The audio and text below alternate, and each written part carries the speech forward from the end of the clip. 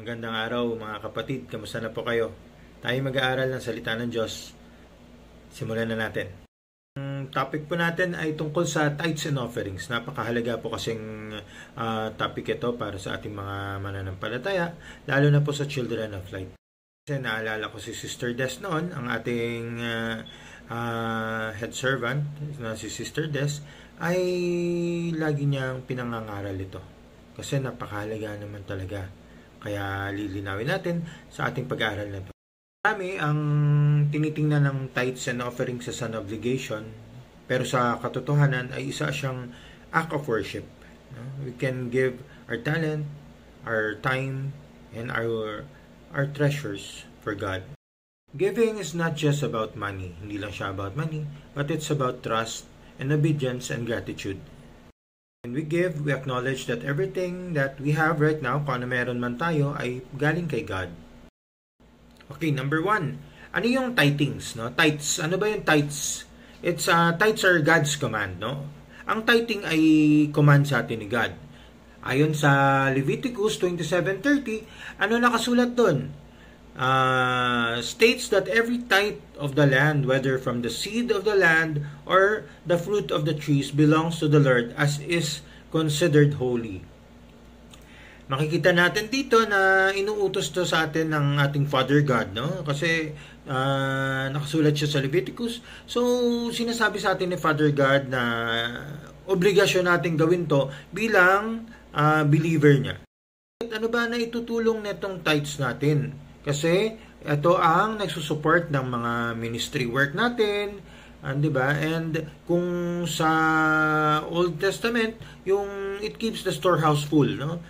And sa present time natin, it keeps the ministry, the community, the gawain na moving. Malaking bagay ang tulong na nagagawa ng ating tithes. Sabi nga na sa Malakias 3:8 na if we withhold, no, pag withhold natin ang tithe natin, is like withholding from God. Paano ba yun, Brother Romel? Basahin natin ng Malakias 3:8 sa Berean Standard Bible. Will a man rob God? Nanakawan ba naman ng isang tao ang Diyos? Yet you are robbing me, sabi ni God, no? But you ask, how do we rob you? In tithes and offerings. Kung ang basehan natin ay ang banal na kasulatan, ito ay malaking importansya sa ating Panginoon Diyos na nagagampanan natin ang tithes natin sa gawain. Kaya sabi nga diyan sa Malakias na paano kita ninanakawan, God? Ninanakawan mo ako sa kaparaan ng hindi ka nakakatupad sa iyong tithes and offerings. Number 2 naman, pag-usapan naman natin ng offerings, no? Offerings reflect the heart. Yung beyond yung tithe, no?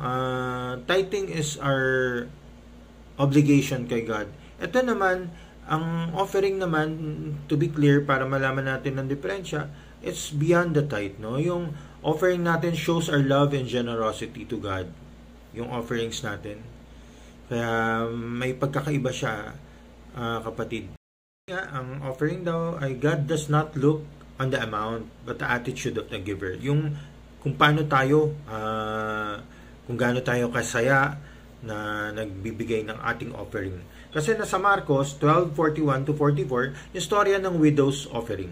Marami na nagbigay na mayayaman, malalaking amount. Pero ang widow, maliit lang nabigay niya. Pero tinanong nga dito na, would it be of same value? Ang mahalaga kasi sa Panginoon Diyos ay ang attitude natin sa ating binibigay. Pag nagbibigay ba tayo ng offering, kapatid, masaya ba tayo? Hindi ba sumasama ang loob mo? Maluwag ba sa puso mo ang pagbibigay ng offering mo? Yun ang mas mahalaga para sa ating Panginoon Diyos. Bale, point number 3. Ano bang ni God sa atin sa tithes and offerings? Ano bang pinapangako niya sa atin sa tithes and offerings natin? Number 3, God promises blessings to the giver. Yung giving mo opens the door for God's provision and protection. Nga sa Malakias 3, Gs hanggang 11, ang nakasulat doon ay dalhin nyo ng buong buo ang inyong mga ikasampung bahagi sa tahanan ng Diyos upang matugunan ang pangangailangan sa aking tahanan. Subukin ninyo ako sa bagay na ito. Kung hindi ko buksan ang mga bintana at langit at ibuo sa inyo ang masaganang pagpapala. Kagandang pangako sa atin ng Panginoon Diyos yan, no? Yung pagpapalang parating kasi tayo ay naging masunurin sa kanyang iniutos sa atin na pagbibigay ng ating tithes and offerings. Sinasabi rin na when we sow generously, pag tanim daw tayo ng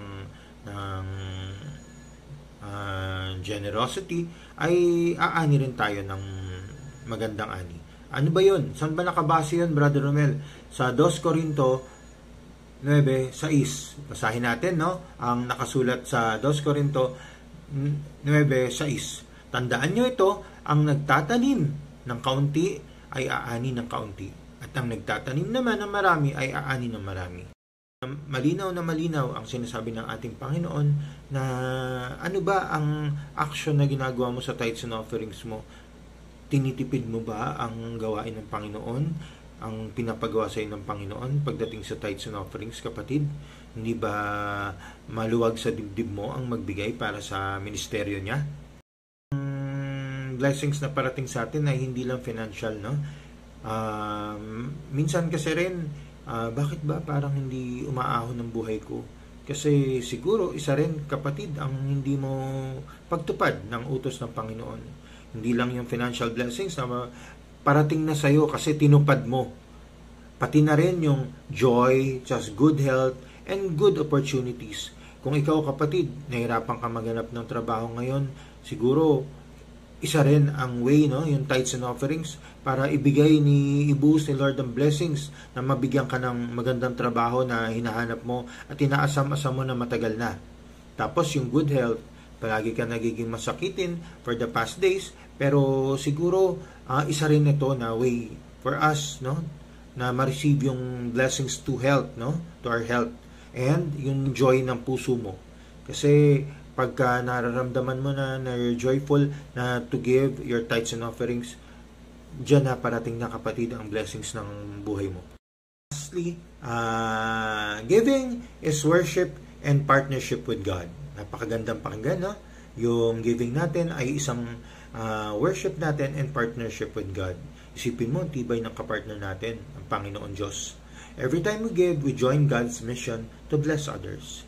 Ito kasi yung nagiging paraan para pagpapalaganap ng salita ng Diyos sa mas maraming tao pa, and to give others the blessings, no? Ang tithes and offerings natin. Our offerings are seeds planted in the kingdom of God, producing eternal impact. Malaking impact ang magagawa ng contribution mo sa pinapagawa ng Diyos sa tithes and offerings mo, kapatid. Kaya simulan mo na kung hindi ka pa nakapagsimula, at kung ginagawa mo na to ay maraming parating na blessing sa iyo, kapatid. As a conclusion, sa ating conclusion, tithes and offerings are not about losing money. They are about gaining a deeper relationship with God. Mas magiging deep yung relationship natin.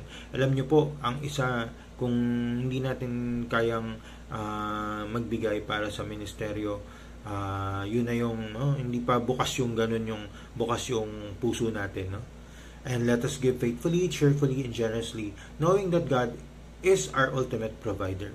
He will provide what we need, no?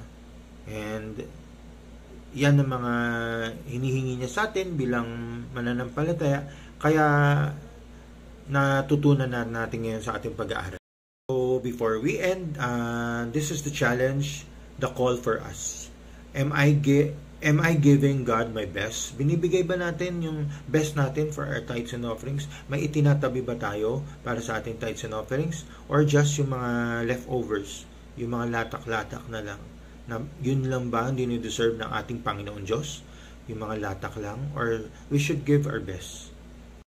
Kaya nga, in-encourage ko ang members and children of light na when you give to God, do it with joy and faith, for He never fails to provide. Kaya kapatid, no, gusto mong mag-provide sa'yo ng mga needs mo, what you are praying right now, siguro ito yung isang bagay na nagkukulang ka sa part na to, yung tithes and offerings mo. Kaya simulan mo na kapatid, at parating na ang siksik liglig na blessings ng buhay mo. Ayun, natapos na naman po ang ating pag-aaral. Naway may natutunan tayo at magawa natin for the coming week and the coming months bilang isang believer ni Kristo at isang patuloy na manggagawa ng Children of Light. Kaya ayun kapatid, patuloy sumainyo ang katotohanan. God bless!